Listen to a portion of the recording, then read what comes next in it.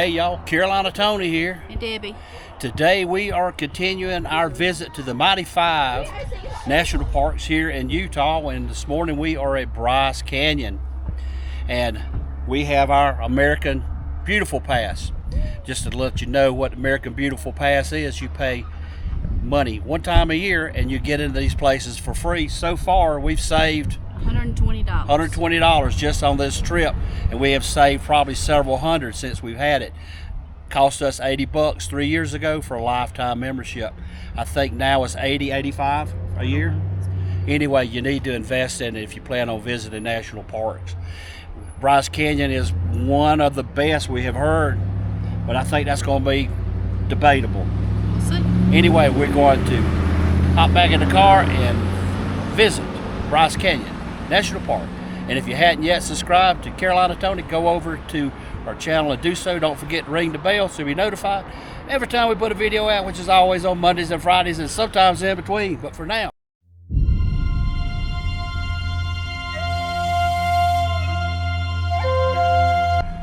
okay, if you do not have your America the Beautiful Pass, $35 per vehicle to get in.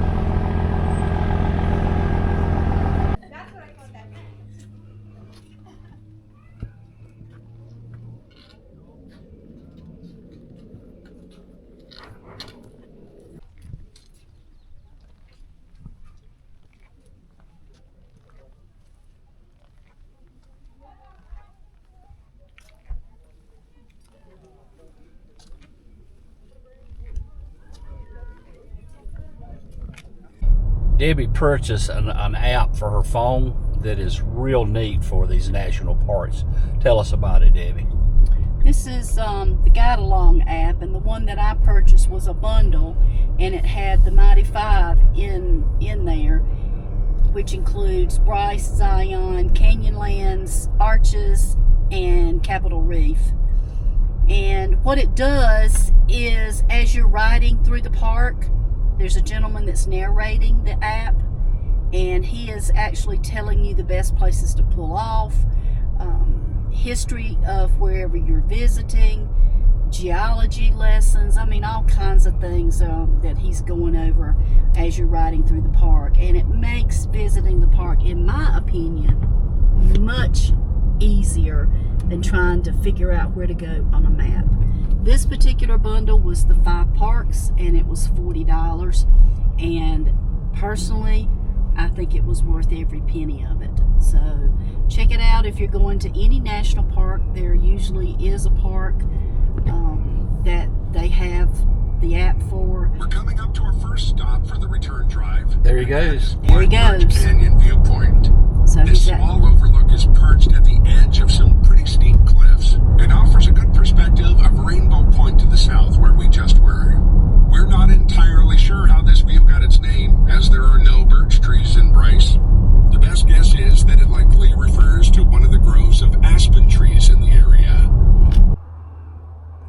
You can just make out straight in that direction a window. It's just a little hollowed out place in the rock. One day that will become an arch.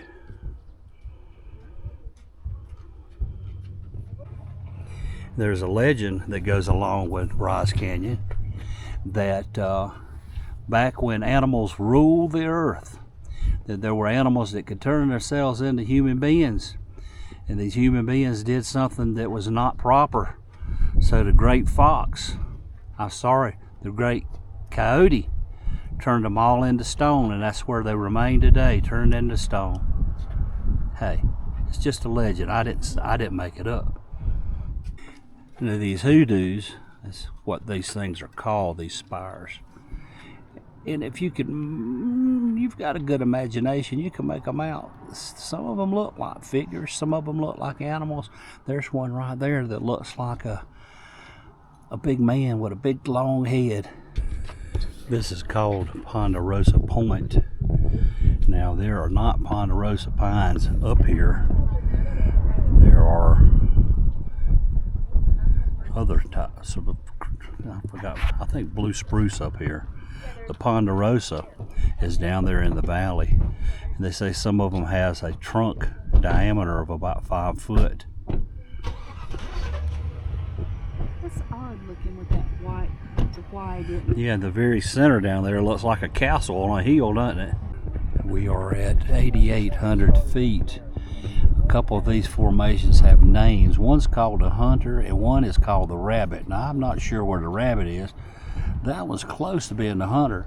But we have to remember these things were named many years ago, and since then erosion has taken place and wind has taken its toll, so perhaps today they look a little different than they did when they were first named.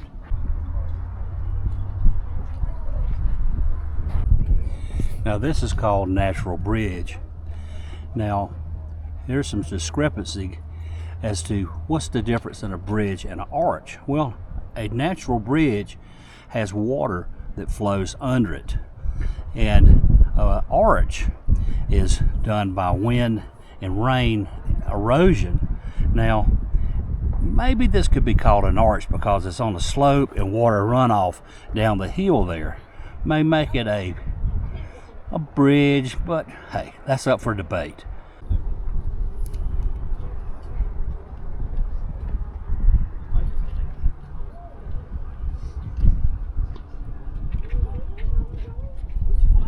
So far, all of these formations and overlooks that we've seen has just been a very short walking distance from the car. So very easy to get to look at some of this stuff. This is Fairview Point, 8,819 feet. You can see up here 167 miles over in the distance there.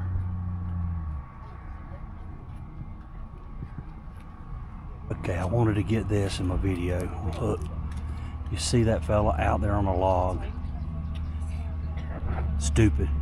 We are on a rim trail. This is paved, and there is a steel rail and a fence. And that doesn't mean anything. That's what Debbie just said. Just because you see a steel rail and fence doesn't mean you won't see some idiot to jump to the other side trying to get that Photoshop.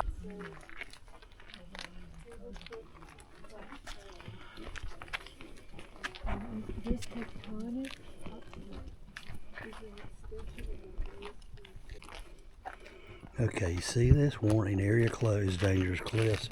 Let's see if we see any people that can't read. There's people hiking on it.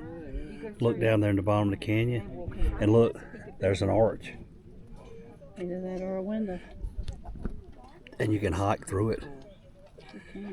I don't think Debbie's wanting to go down there. No, I don't think so. See the trail over there? It goes down. That'd be so cool. Debbie, come on.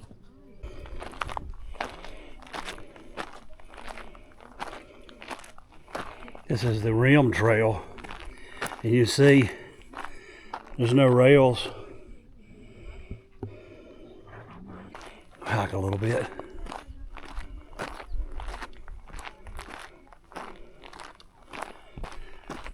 This is pretty cool. We're over 8,000 feet. Right below me, right over the edge of that cliff is well, let's just face it, if you fall over, you're not gonna live anymore. So not get too close to the edge. This is a pretty cool hike.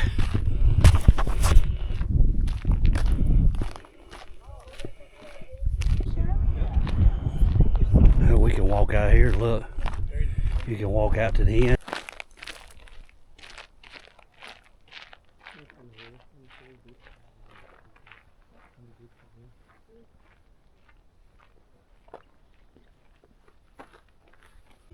Here, I'll take you out over the edge and show you what I saw. Look at this.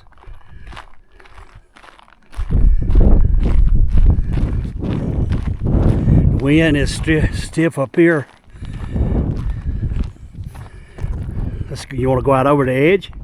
You want to go out over the edge? Here you go. Let me take you.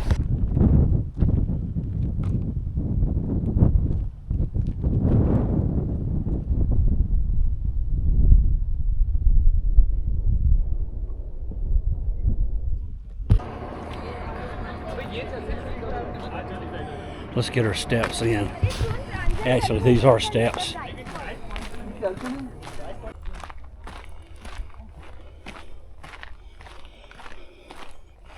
I've done more hiking in the last 3 weeks than I probably have in the last 3 years. I'm so thankful that I'm actually in good enough health that I can do it. A few years ago I couldn't. I still have aches and pains, arthritis in my joints, but as long as I keep moving, I keep going. Uh-oh, we're going downhill. You know what that means? You go downhill, you got to come back uphill. We'll see.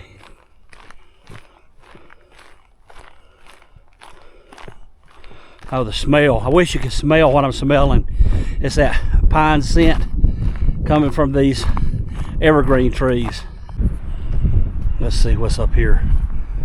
Oh boy.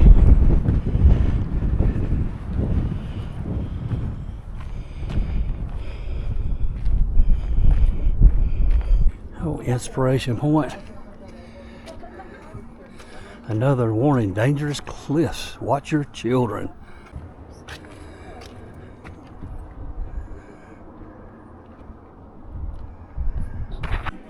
This is the lodge at Bryce Canyon. Actually, it's called the Bryce Canyon Lodge. This roof, if you look at it, don't know if you can tell it on camera, but it looks wavy. But it's not. I'll let you look from this angle. It's straight. It's just the shape of the shingles that gives it that appearance. And we are inside the lodge.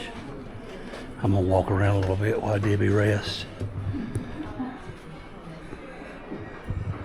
She hasn't been on any hikes this morning.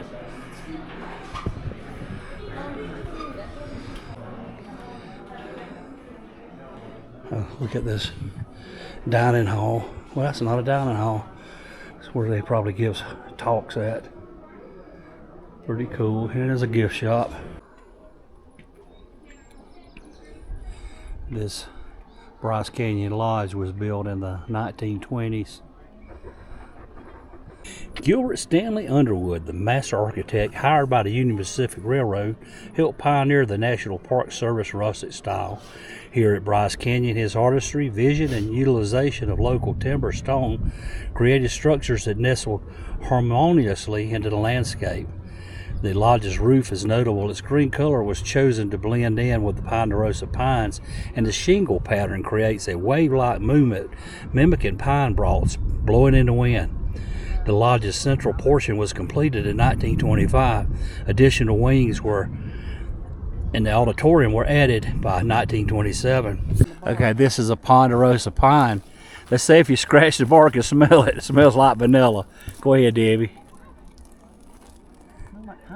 It smells like pine. Let's see. It smells like pine. It might have been just a regular pine tree, not a ponderosa pine tree. Might have been, I don't know. If you kind of look down a little bit, you catch the sun to the top of the hill. It makes you feel like you're going towards the ocean.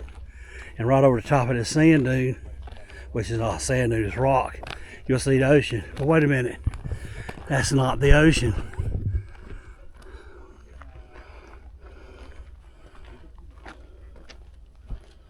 This is called Sunset Point.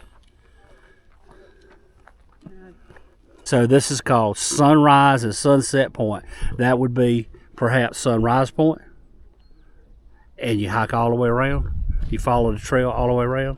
And it goes to Sunset Point. And if you walk real slow, then you can do it all in one day. There's only about a quarter mile's difference on the hiking on the trail, or you can ride a shuttle from one side to one point to the next. By the way, there are a lot of shuttles here that will take you to the various points and drop you off and come back and pick you up, and all that's free, provided for by the courtesy of working people like myself. Well, Debbie, Yes, this is the end of our trip to Bryce Canyon National Park. it is. This makes number 4 for us here in Utah, right? 4 out of the mighty 5. We We only have Zion to go. We've got one more to go. I think that's going to be tomorrow, perhaps. Yes. What did you think of Bryce? Oh, they're all different. You know, everyone you say, oh, that's my favorite. And then you get to the other one, and then it's your favorite. But it's beautiful. I know some of you probably are getting tired of looking at rocks. We've seen a lot of rocks. But they're all different. They're all different. So, Debbie, for those people that may want to come to Bryce Canyon, or any other national park, what kind of suggestions would you make? My 2 suggestions. Number 1 is to buy the America the Beautiful Pass. If you are a senior, you can get it for $80, and that is lifetime. If you're under 62, you can still buy the pass for $80, and that's good for a year. I can tell you it saves you a lot of money. Most of the parks to get in are anywhere from $20 to $35 each. We have figured out of the 5 that we have seen on our trip, we have saved over $120, so definitely worth it, and you can buy it at any visitor center in a national park. My second advice would be buy the Guide Along app. For any park that you have that you're going to see, there is a tour that you can purchase. It varies in prices. We got the 5 bundle for the Mighty 5, and it was $39. Well worth every penny. It is narrated, tells you where to pull off, what stops to see, information about the park. If you're like us, it's very difficult to try to maneuver around with a park map. So I would highly suggest the Guide Along app. And no, I am not sponsored by that app. And if it sounds like Debbie's winded, she is.